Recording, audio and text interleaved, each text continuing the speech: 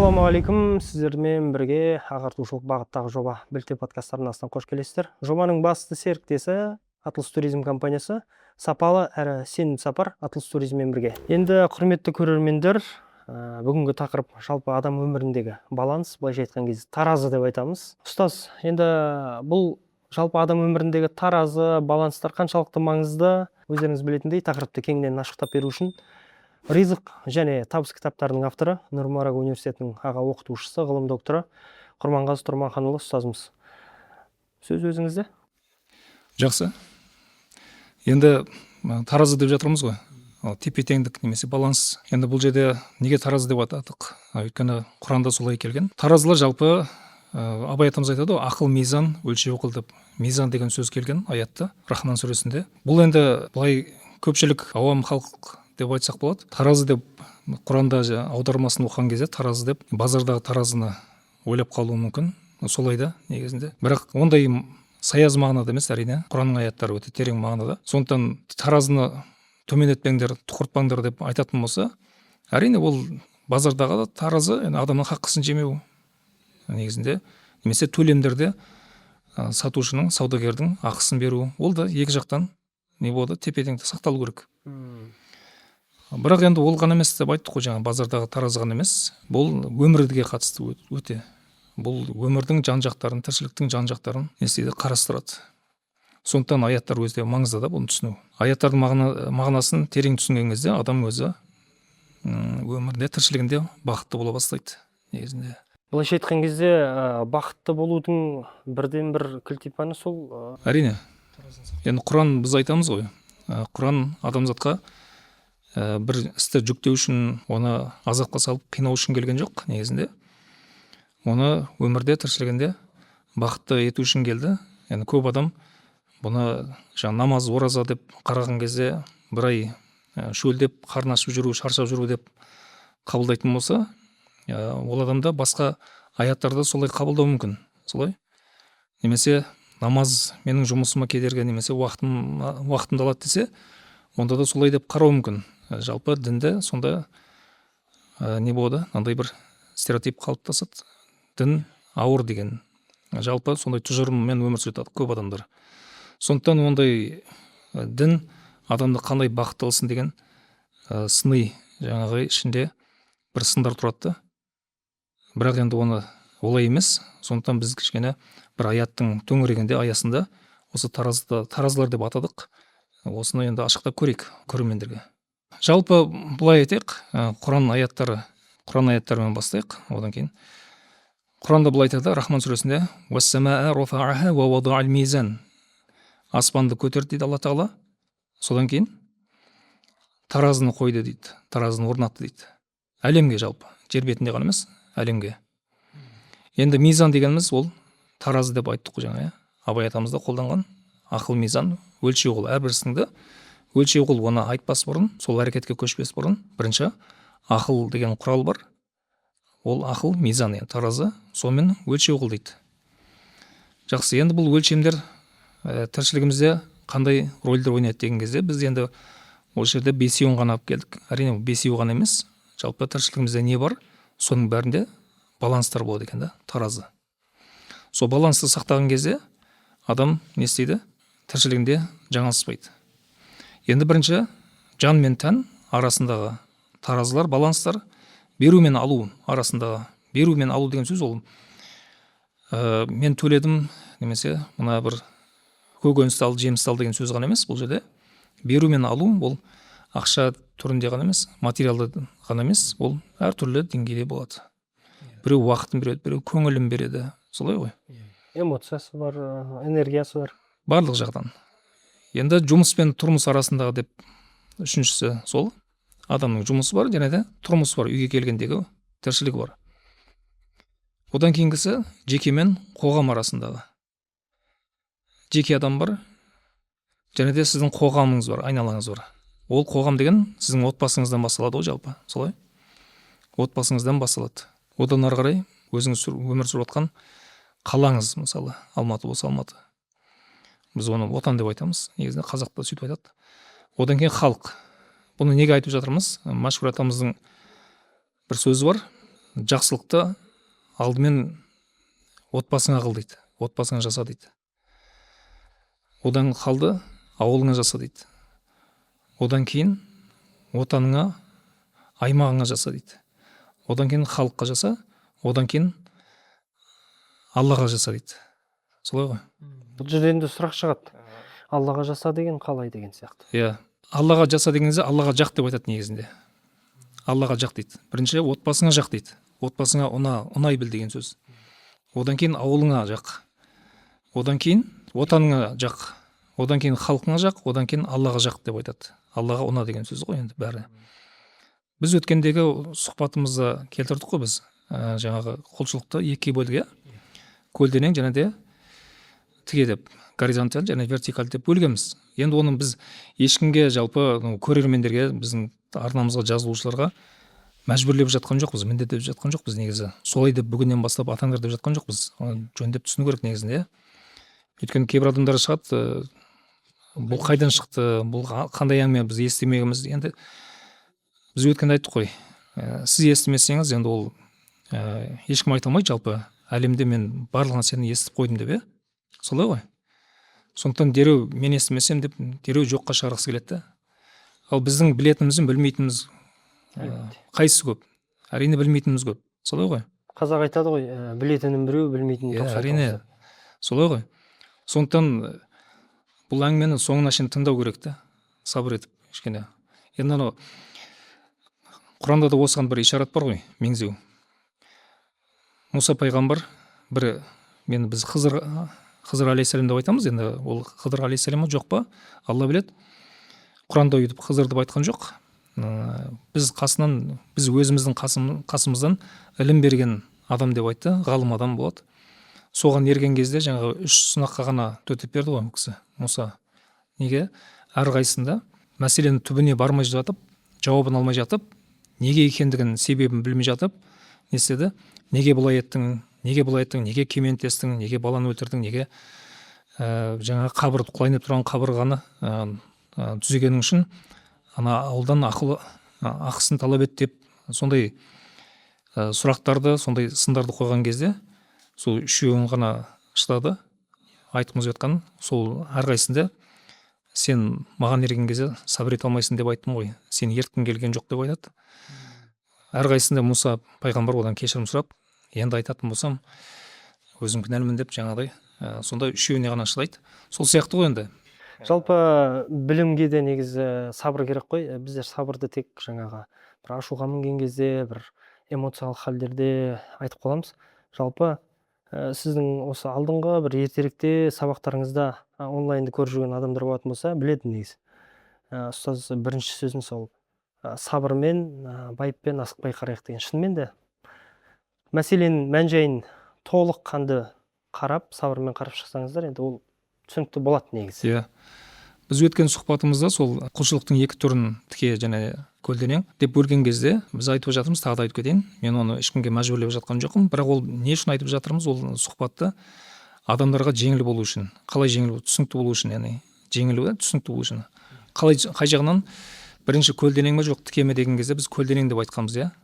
Горизонтальды бірінші құлшылықты адам қадағалау керек дедік. Одан кейін тіке құлшылықтар Алла Тағала өзі солай ғой. Өйткені бұйрықты солай берді, соны орындарында деп айтты. Енді мына Мәшһүр Жүсіптің атамыздың сөзінде де осы келіп жатыр. Мен оны бір жерде қалтамнан шығарған жоқпын, бұл нәрсені.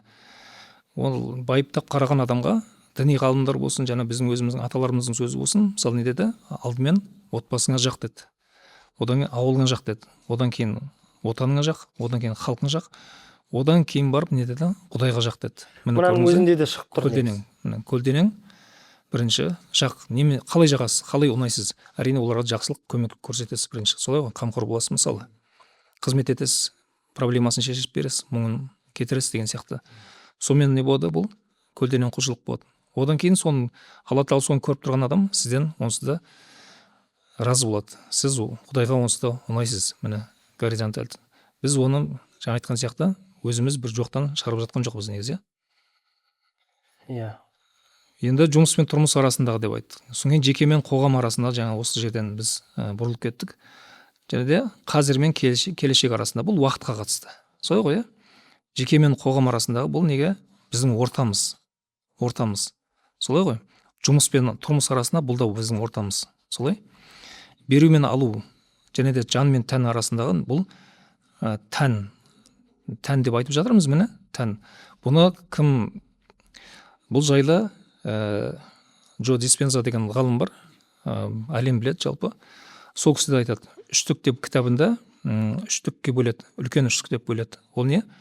Тән, адамға қатысты тән. Мысалы сіз қазір қай жерде отырсыз, белгілі бір жерде отырсыз. Ортаңыз қандай? Жұмыстағы айналаңыз, ортаңыз, кеңістігіңіз қандай? Және де уақытпен санасыз, солай ғой. Үш кеңістік сізді алып тұр қазір, солай. Тәніңіз қай жерде? Сол жердегіні көресіз, сол жердегіні естисіз, солай. Және де кеңістігіңіз қай жерде? Кімдер бар ортаңызда? Қандай адамдар? Немесе айналаңызда қандай заттар тұр? Одан кейінгісі қандай да? Уақыт, солай. Міне осы жерде біз солай қарап бөлгенбіз негізінде, солай. Олай болатын болса, қазір жеке-жеке тоқталайық енді. Бұлардың бесеуіне. Енді құрметті көрермендер, жалпы тақырыпты еске салып қояйық. Өмірдегі баланс, таразы, бұның маңыздылығы. Маңыздылығы сонда, ол адамның жалпы бақытты болуы маңызды ғой. Дүние келген екен, ең бірінші маңызды не нәрсе деп айтатын болса, адам бақыт деп сұрайды ғой. Ол мүмкін отбасын құрсын, немесе жұмыс тапсын, немесе білім алсын, немесе ақша тапсын. Бәрін ол не? Бақытпен байланыстырады. Егер оның межесінде, мақсатында бақыт болмаса, ол жаңағы нәрселер онда оған ләззат бермейді, солай ғой. Бұл енді Рахман сүресінің 7-ші аятымен жаңа біз оқыдық. Одан кейін 9-ші аяты келді. Қалай? Енді өлшеуді әділдікпен орындаңдар да, таразыны кеметпеңдер деп айтты. Солай? Тараз дегеніміз жаңа баланс. Әр нәрседе баланс керек екен, солай? Жақсы. Ол нәрседе енді Шәкәрім атамыздың қалай дейді осы жайлы. Біз бірінші қандай еді? Көрермендер енді есіне салып өтейік. Жан мен тән болатын, жан мен тән. Енді Шәкәрім атамыз бір өлеңінде былай айтады: басында жан мен дене екі басқа, жан шыдап тұра алмайды қозғалмасқа.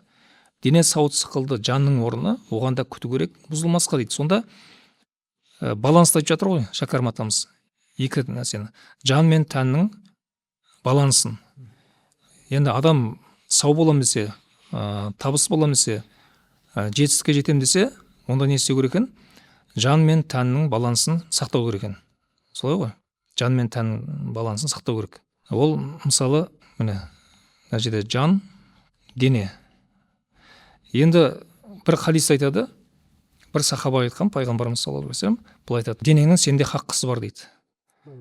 Бір хадис айтады, жаныңның сенде хаққысы бар деп айтады. Біреуінде айтады, көзіңнің сенде хаққысы бар дейді. Яғни бұл түн болды ма, демек ұйықтау керек уақытылы. Солай ғой? Өйткені тәніміз, оның ішінде көзіміз өте маңызды, қымбат. Сондықтан не істеді? Бір осы хадисте жаңағы үшеуінде айтып кеткен, баланстар. Жан шыдап тұра алмайды қозғалмасқа. Яғни жанның басты функциясы, жанда бір қасиеті, ерекшелігі, қозғалмаса болмайды екен жанға.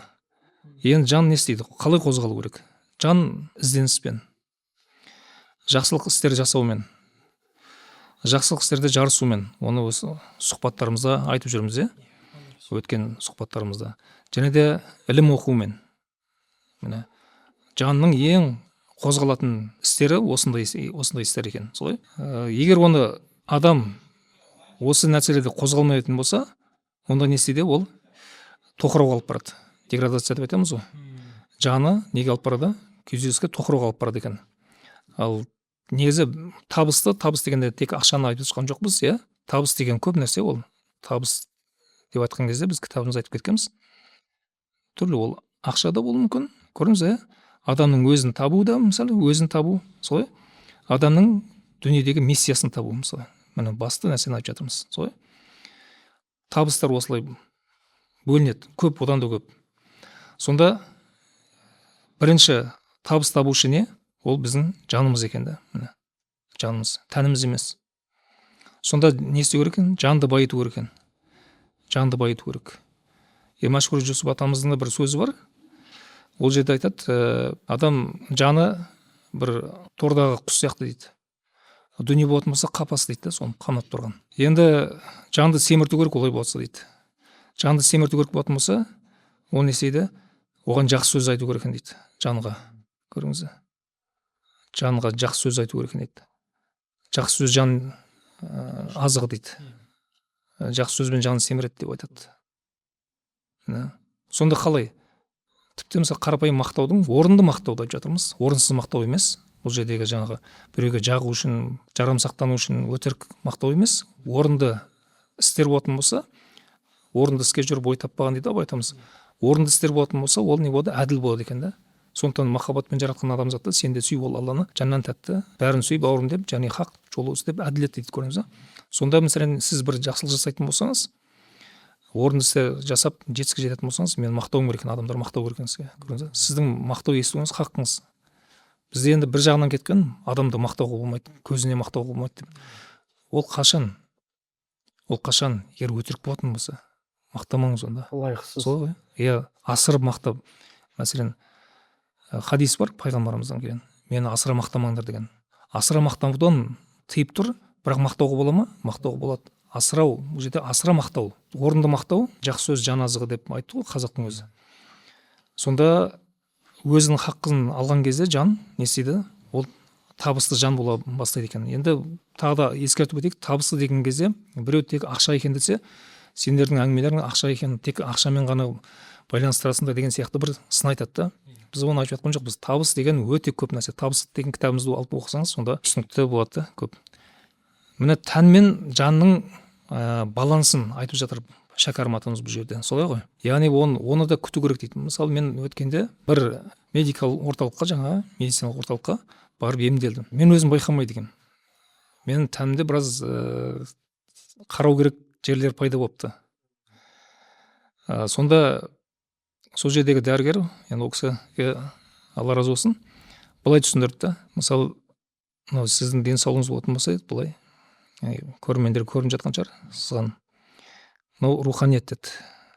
Руханият. Сосын жаңа психологиялық жақтар адамның. Солай ғой. Одан кейін тән деді. Міне. Адамның тәні ауыруы мүмкін. Егер адам жақта руханияты кішкене жоғары болатын болса, жаңа психикалық жақтары өзінің мәселен ұстауы жоғары жақ болатын болса, тәннің ауырғаны сол уақытта білінбейді екен. Солай ғой. Бірақ баланс кетіп жатыр, көрдіңіз бе? Баланс яғни жоғалып жатыр. Бірақ ол уақытша руханият пен психологиялық жақтары сол тәнді демеп тұрады екен да. Бірақ ол қашанға дейін? Жаңа пайғамбарымыз хадисінде соны айтты. Сенде жаныңның хаққысы бар, сенде тәніңнің хаққысы бар деп айтты да. Сондықтан не істеу керек екен? Бұл әрдайым не болу керек? Баланс болу керек. Ал енді денсаулықтан айырылсаңыз, онда сізге ешнәрсе қызық емес. Сізге отбасыда қызық емес. Сізге туыстықта, сізге саяхатта, сізге ақшада, сізге басқада қызық болмай қалады онда. Өйткені адамның басты капиталы ол не? Денсаулығы. Міне. Әңгімеміз осы бағытта былай бұрылып кеткен сияқты шамамен. Тән мен жанның хақысы жаңа медициналық орталықта көрініп қалған сияқты. Иә. Мен соны байқамай жүріппін да, міне. Тәнде төмен түсіп бара жатқан не бар екен? Біраз жерлер бар екен, соны қарау керек, емдеу керек екен. Соны күнде барып, сол жаққа барып, жаңағыдай нелер ем қабылдадық. Барып көріңіз деген жерлерге барып, тағы да екінші бір емдеу орталығына барып, сонымен ұсынумен бардық та. Сонда шынымен жалпы тәнімде жеңілдік пайда болды. Жеңілдік пайда бола бастады. Сезіндім ол нәрсені. Ал енді мен оның ауырғанын сезінбей жүреді екенмін де. Ана жанның хақысын мөлшерден тыс беріп қойған кезде, тән жаңағы сіз айтқандай орнын толтырып жүреді. Тәннің орнын жан толтырып жүр ғой. Бірақ жаңағы енді қашанға толтырады деген сұрақ. Әрине, мысалы ол уақытша ғана. Ол енді сізде емес, көпшілікте бәрімізде де кездеседі ол. Жалпы адам заттың бәріне қатысты нәрсені айтып отырмыз. Ол тек мен өзімнің жандайғым ғана емес, мысалы. Мынандай ғой, сіз ұйықтамай, бірақ кофе ішіп жүрсеңіз де жұмыста. Кофе сіздің ұйқыңыздың орнын алмастырмайды ешқашан да. Солай ғой. Ол кішкене 1-2 сағатқа тұрып беру мүмкін ұйқының орнына. Одан кейін барып сіз ұйықтауыңыз керек. Солай. Сол сияқты шынымен де. Енді біздің әрекеттеріміз, әрекет амал, ол бізге енді бұл жүктелген нәрсе, өйткені ол не? Әрекетіміз ол құлшылық мәселен.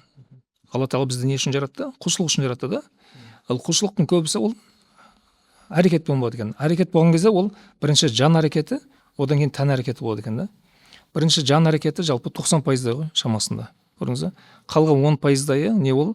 Тәннің әрекетіне болады екен. Жанның әрекеті, тәннің әрекеті деген жалпы оны айтып жүрміз курстарымызда. Сонда біз не істеуіміз керек екен? Бірінші бір әрекетке көшу үшін, мысалы қандай? Сіз кітап жазамыз десеңіз, бірінші сіздің жаныңыз сол жазатын ойларыңызбен толығу керек екен да. Толықтану керек. Содан кейін барып сіз не істейсіз? Жаңа қалам аласыз, дәптер аласыз, немесе Word-қа, жаңағы ноутбукқа отырасыз да, тере бастайсыз. Ал егер жаныңызда 90% болмаса, не тересіз, не жазасыз? Солай ғой. Сондықтан тән жанның жаңағы берген ақпаратын орындап беруші ғой. Әрине ол тәнді саулығы керек. Ол кезде баланс бұл жерде, солай ғой. Бірақ баланс дегенмен де әрекеттің 90%-ын ол не істейді екен? Жан орындайды екен да. Жан орындайды екен. Мысалы, былай айтайық. Сәулетші бар, архитектор деп айтамыз. Сәулетші ол салмай тұрып, не істейді? Бір үйді жобасын қиялында салып болады. Солай ғой. Ойын. Қанша қабаттан тұрады, қандай жерде орналасады, оның айналасында қандай әсемдіктер бар, қалай абаттандырылады, мысалы қалай салынады, қанша не керек, қаржы керек деген секілді, соның бәрін. Содан кейін барып не істейді оны сызбасын сызып тапсырады, одан кейін құрылысшылар сала бастайды. Солай, краны бар, басқасы бар. Ол не істейді? Олар тәнмен жұмыс жасайды. Алдымен сәулетші 90%-ын оның жанмен салып біткен. Ал егер ол жаңағы жаннан шыққан 90% дұрыс болмайтын болса, тән не істейді оны? Құр сала бермей ме? Солай ғой. Сала береді, ондай болмайды, құрылыс болмайды оны. Сол сияқты ғой. Енді сәйкесінше ақшалай табысына кім? Сәулетші бірінші, оған көп төленеді. Миллиондап төленеді мысалы, солай ғой. Ал тәнмен жұмыс жасайтын адамдарға ондай баға берілмейді. Сондықтан біз айтып жатырмыз, жалпы адамның жаңағы қиялы болсын, ойы болсын, сенімі болсын, ақылы болсын, білімі болсын, тәжірибелігі, біліктілігі болсын, оның бәрі жанда жиналып тұрады. Солай? Осыны ескеруіміз керек те, жалпы қазақ жұрты мысалы тән деп 12 сағат күнделікті жұмыс жасай берген адам, оның тәні шаршай бастайды аз уақыттан кейін. Солай ғой. Енді балансты айтып жатырмыз, бұл жерде тәнмен жұмыс жасамаңдар деп жатқан бір жақтылық жоқ бізде. Бірақ қазақ халқында мүмкін Орта Азия деп айтсақ та қателеспеспіз, жалпы не болады? Жанды емес, тәнді көбірек жұмыс жасатамыз да біз. Солай ғой. Мысалы батыста технология, Америкада технология, мысалы қарапайым бір малға қарудың өзінде жаңағыдай көп жанға бергенде ойлаған қалай жасауға болады, қалай жеңілдетуге болады. Және де өнімі де сондай көп сапалы өнімдер. Ал бізде не істейді? Тәнді көп шаршатып қоямыз дағыны, денсаулықтан тез айырылып қаламыз. Солай ғой. Иә, жанға былайша айтқан кезде мүмкіндік те қалмай қалатын сияқты. Мүмкіндік қалмай, оның жаңа өрлеуіне қарай біз не істейміз? Жағдай жасамай қоямыз. Мысалы 12 сағат жұмыс істеді адам, таңертең кетті, үйге кешке қарай келді, шаршап. Оның бір кітап оқитын, бір ілім тыңдайтын, онлайн болса да, немесе өзін жетілдіретін, жаңа ақпараттар алу үшін бір тілді меңгеретіндей, ондай жағдай жоқ қой. Көбісін не істейді? Тәнмен. Және де ол алған қаражаты да айдың соңына әзер жетеді, көрдіңіз бе? Енді бұл жерде көрермендер қате түсініп қалмасын, жалпы тәни физикалық тұрғыда жұмысты жасамау керек деген үгіт жоқ ешқандай.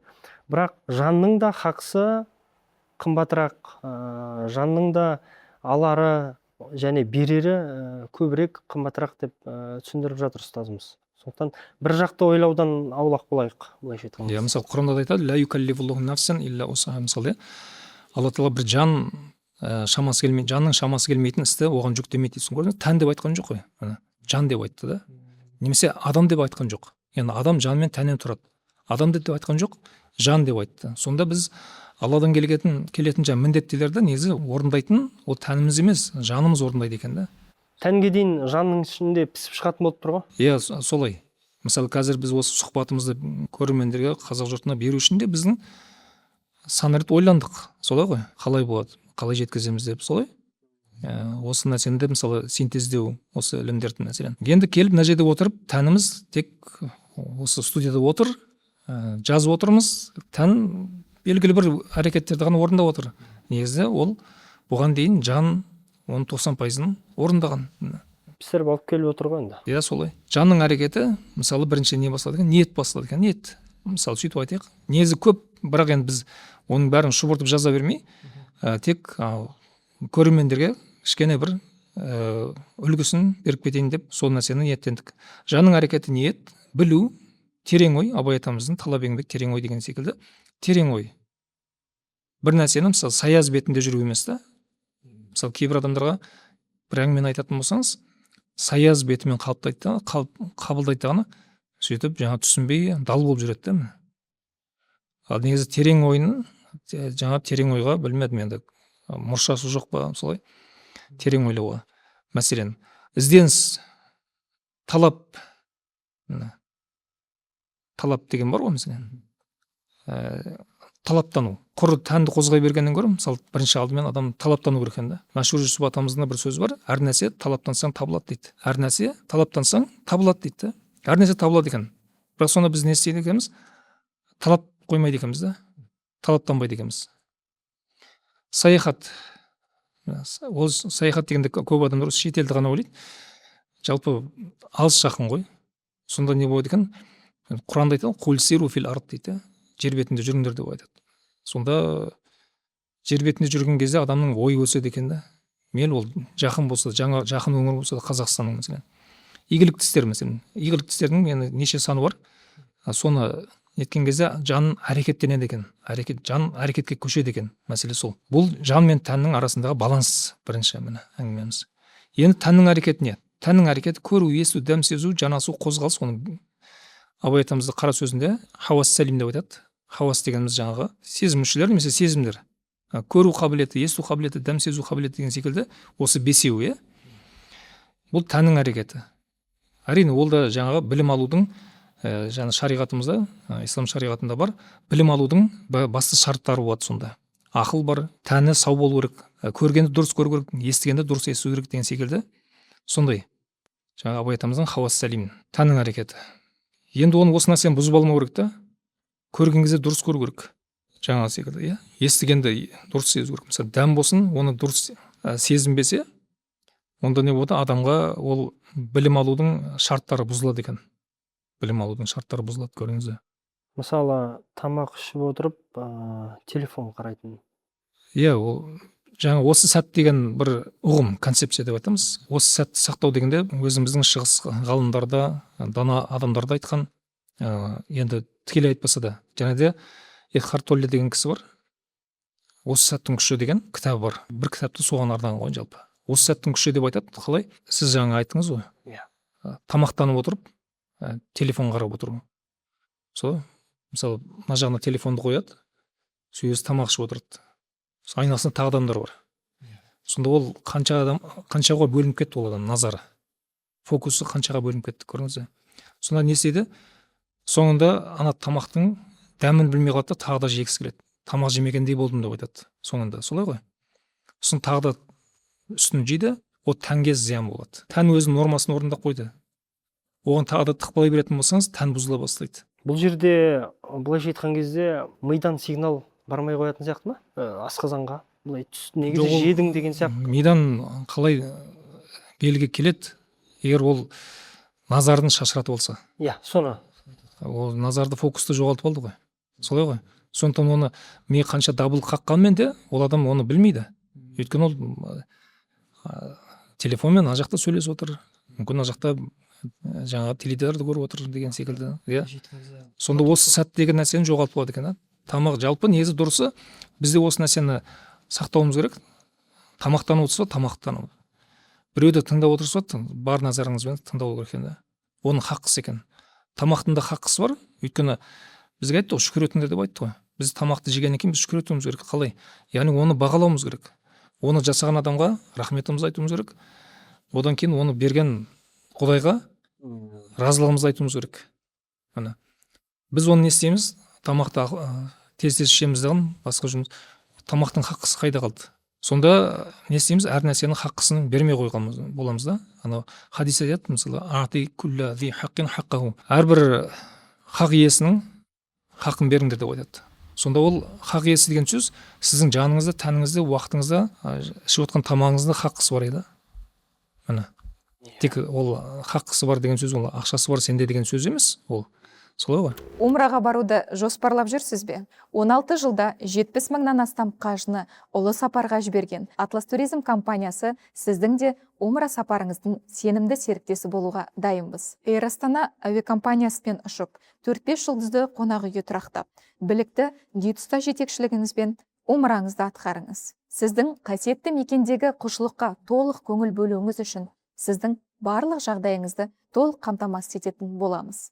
Ұшу Алматы, Астана, Шымкент, Ақтау қалаларынан жүзеге асады. Толық ақпарат алу үшін төмендегі WhatsApp номерге немесе описаниядағы ссылкаға өтіңіз.